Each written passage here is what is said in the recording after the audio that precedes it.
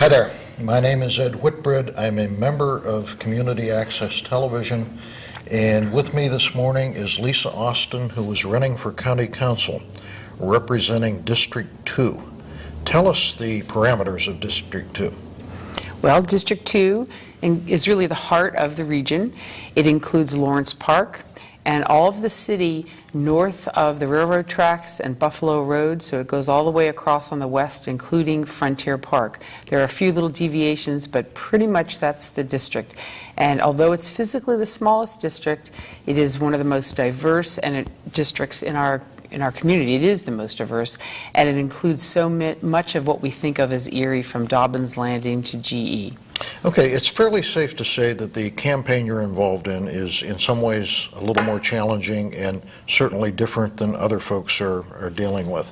You are a write-in candidate for this office. I think you're the only write-in candidate in this election cycle. Tell us how that came about and what that involves. Well, it started back in January when I was asked to run for this position, and after the primary concluded, people came back to me and asked me to stay in the race as a write-in candidate. I'm still a Democrat, and I'm running because I do believe I'm absolutely the best candidate available in the district, and because I think that the region really needs somebody with my background of helping things change. And I would point specifically to Innovation Erie, something that has helped with economic development in the region. Okay. We'll come back to the mechanics of how that somebody can actually write in your name. But let's talk about your background. You know, what specifically? Your education, your work experience? Why are you the best person? Well, within the city here and within the county, I've helped to start a number of initiatives.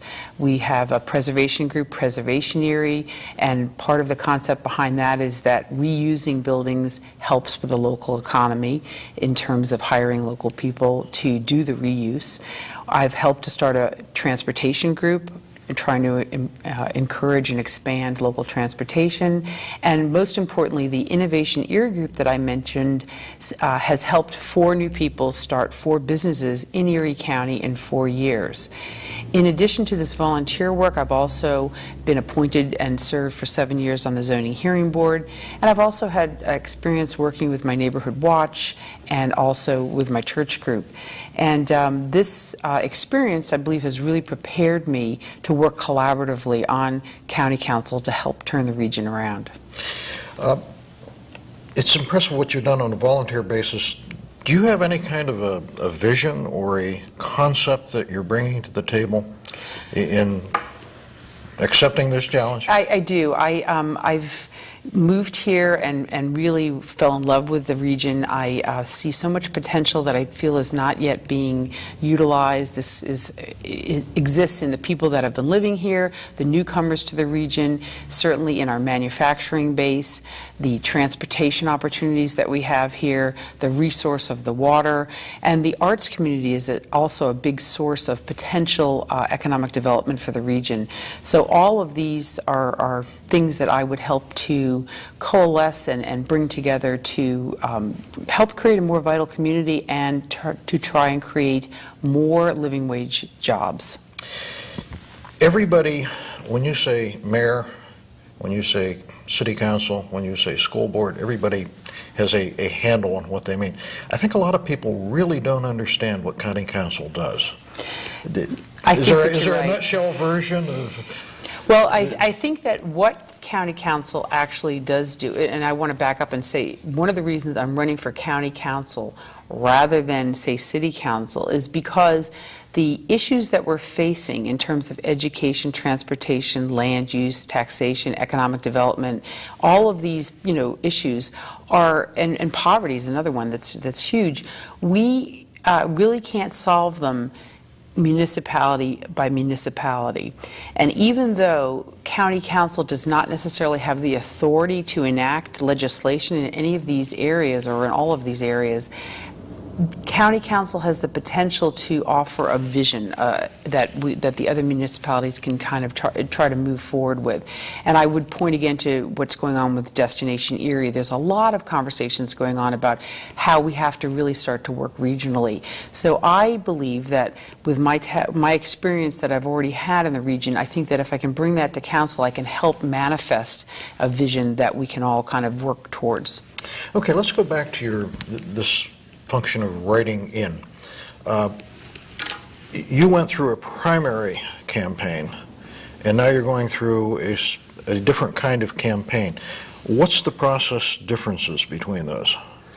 Well, as far as the campaigning goes, they're fairly similar. I would say that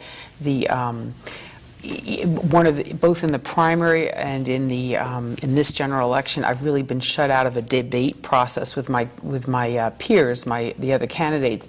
But I think the most important thing is that I'm meeting people one-on-one. I have a lot of supporters also doing that, knocking on doors, making phone calls, and meeting people in small groups. And I'm very encouraged by the reception that I'm getting.